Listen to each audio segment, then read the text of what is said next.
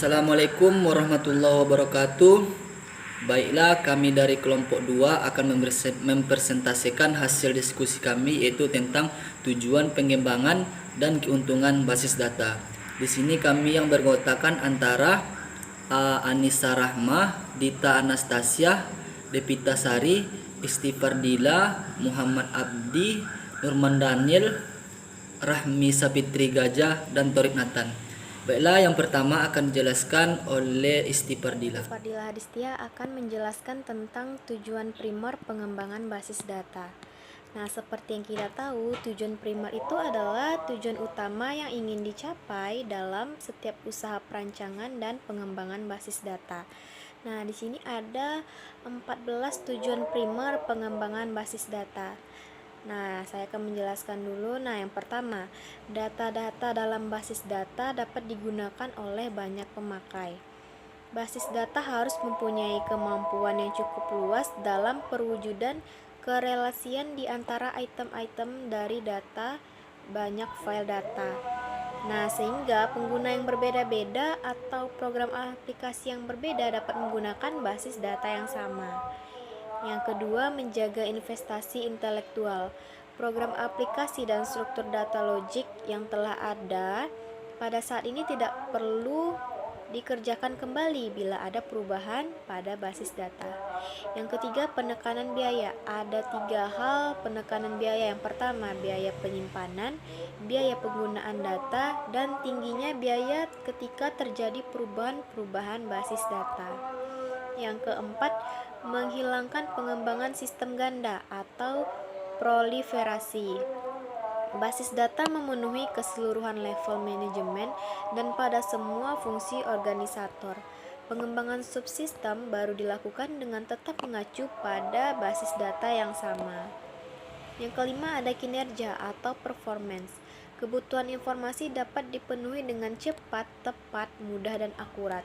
Akan meningkatkan personel dalam melakukan hal yang bersifat manajerial, bukan lagi memperoleh data.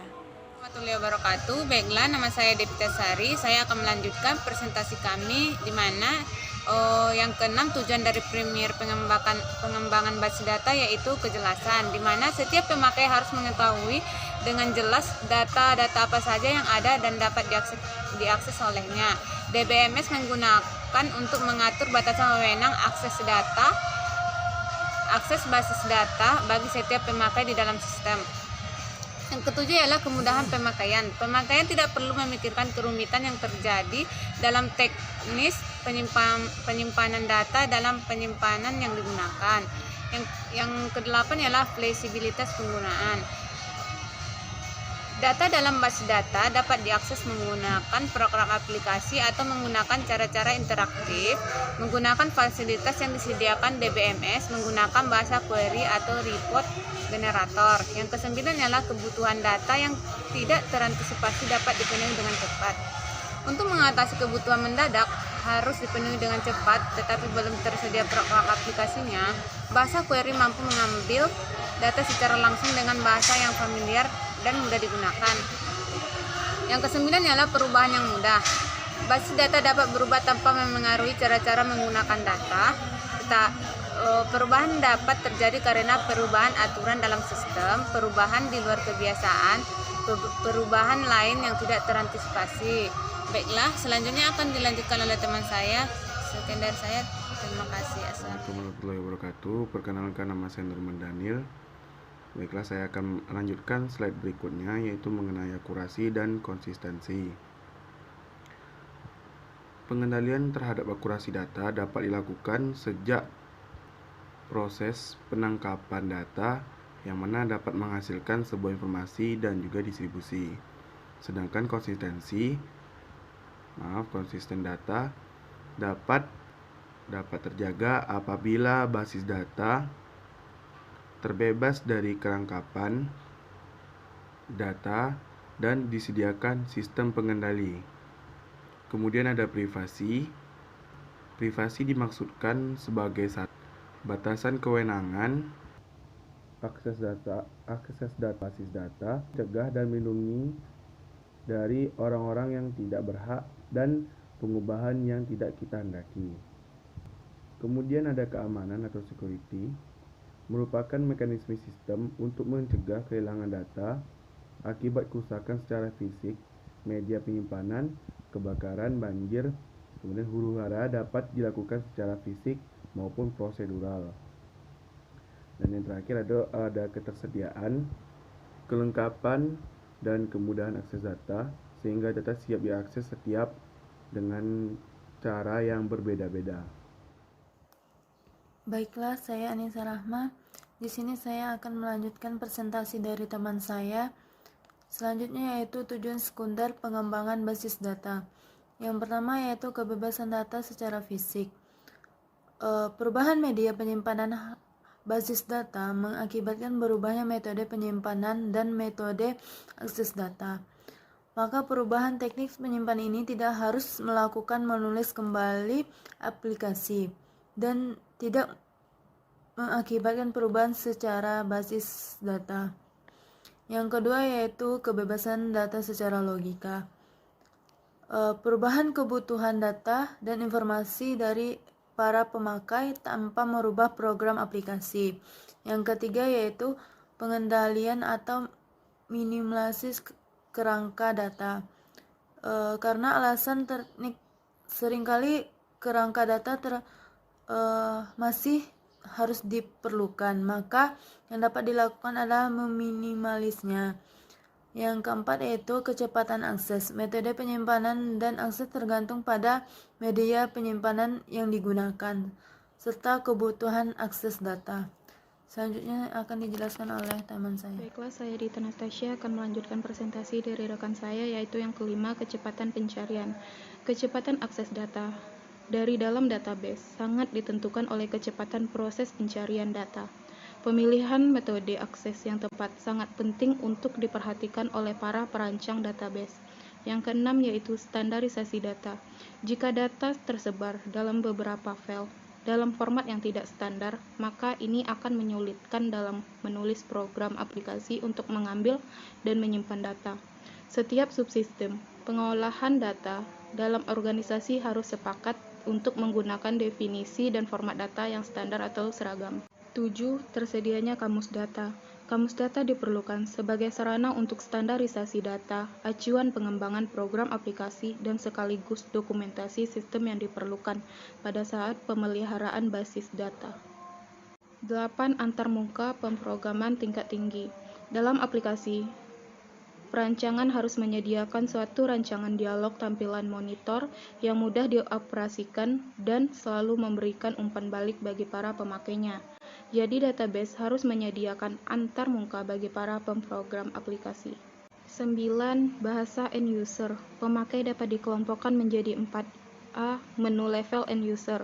Tidak mampu membuat perangkat lunak, hanya bisa berkomunikasi saja. B. Command level end user. Mampu menggunakan bahasa perintah dari paket perangkat lunak untuk operasi aritmatika dan logika. C.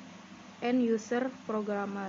Mampu mengembangkan program aplikasinya sendiri sesuai dengan kebutuhannya. D. Fungsional support personnel, yaitu para spesialis informasi yang mempunyai dedikasi pada area tertentu dan melaporkan kepada manajer fungsional mereka. Assalamualaikum warahmatullahi wabarakatuh. Baik, saya Torik Nathan akan melanjutkan hasil presentasi kami. Poin 10. Pengendalian integritas. Basis data berisi file-file yang saling berhubungan.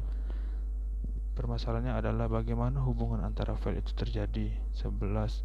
Kecepatan pemulihan kembali dari kerusakan atau fast recovery from failure adalah pembuatan basis data cadangan atau backup merupakan salah satu cara efektif yang perlu dilakukan secara rutin dan tersistem.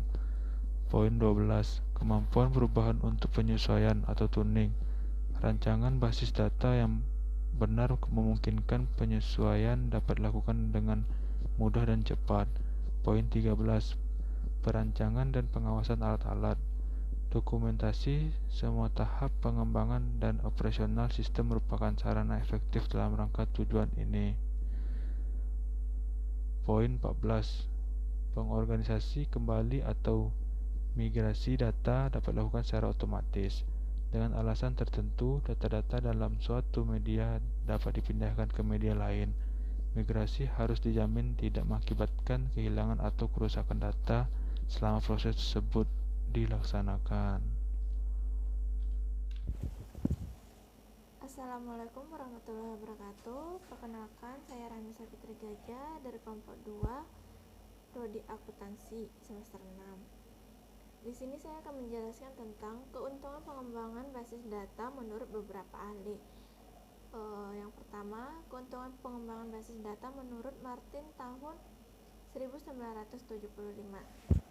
Keuntungannya ada 7, yaitu 1. Kerangkap data dapat diminimalisir. Yang kedua, inkonsistensi data dapat dihindari. Yang ketiga, data dan basis data dapat digunakan secara bersamaan atau multi-user. Yang keempat, standarisasi dapat dilakukan. Yang kelima, pengembangan untuk keamanan data dapat diterapkan. Yang keenam, integritas data dapat dipelihara. Yang ketujuh, perbedaan kebutuhan data dapat diseimbangkan. Yang kedua, menurut Kamran, Parsit, Martinez, Kosavian, dan Hariwong tahun 1989 adalah keuntungannya itu adalah akses bersamaan data untuk penggunaan pengguna yang berbeda dapat dibedakan. Yang kedua, keamanan data dapat dilihat. Yang ketiga, meningkatkan kemudahan dan efisiensi update untuk pemeliharaan data atau penjagaan data. Sekian yang bisa saya sampaikan, akan dilanjut oleh teman saya. Assalamualaikum warahmatullahi wabarakatuh. Baiklah, saya akan melanjutkan penjelasan dari teman saya selanjutnya, yaitu keuntungan pengembangan basis data. Yang pertama yaitu kerangkapan data dapat diminimalkan. Yang kedua yaitu inkonsistensi data dapat dihindari. Yang ketiga, data dalam database dapat digunakan secara bersama atau multi-user. Yang keempat yaitu standarisasi data dapat dilakukan. Yang kelima yaitu pembatasan untuk keamanan data dapat diterapkan. Yang keenam yaitu integritas data dapat terpelihara. Yang ketujuh yaitu perbedaan kebutuhan data dapat diseimbangkan. Baiklah, selanjutnya yaitu keuntungan pengembangan basis data. Adapun keuntungan pengembangan basis data, yang pertama yaitu mengurangi kerangkapan data. Yang kedua yaitu menghindari ketergantungan data. Yang kelima yaitu memungkinkan integrasi data dari banyak file.